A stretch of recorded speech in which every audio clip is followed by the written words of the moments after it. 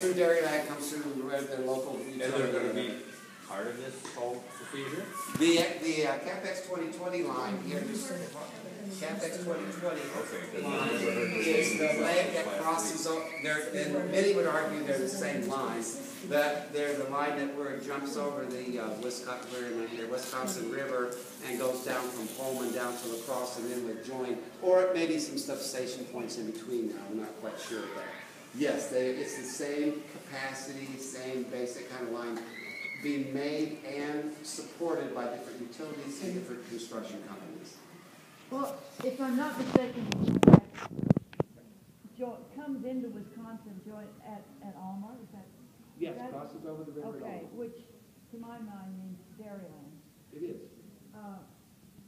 So it looks like a really good, a cheaper way for Dairyland to get coal. Well, the grid, the whole grid. But my question is, does any of this actually, assuming that renewable energy was coming through that line, would any of it end up in Vernon County? I mean, would we get any of it? You know, it's not plumbing, it's electrons. I made the same problem. And electricity flows, it goes everywhere.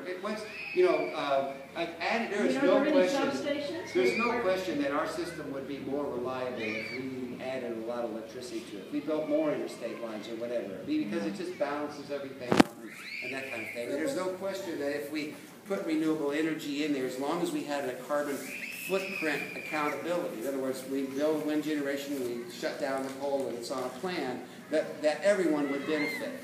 But we have to define the area that is going to be serviced and monitored, and then we have to define how big of a system we really need. Do we need a system that just deals? I mean, I think the biggest question in terms of our locality here is that the kind of energy planning that we can do. We have communities that want to do. We have Lafarge. We have at least one, maybe two proposals before the Department of Forestry for plants to power a good part of, if not all of, Lafarge.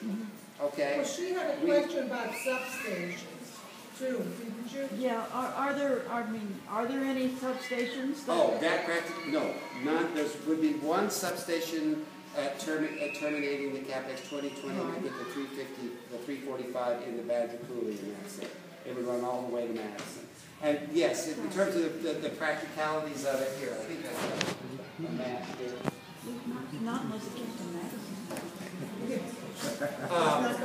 But if it goes from La Crosse over into the hub in Madison, Alliant Energy will carry it back to say the end of to Vernon, and southeastern edge of Vernon, and then the energy would come over the Mississippi, hit the substation, say Holman, and then be distributed through the XL footprint. So that's the question of Can I ask a follow-up question? Yes, please. How do they talk about line loss?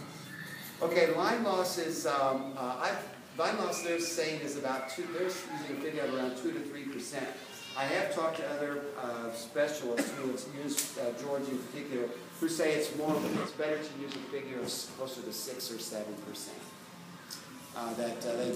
But I don't know. I'm not an engineer. I don't know. But that's one of the questions that probably should be raised again by the public before the application goes in.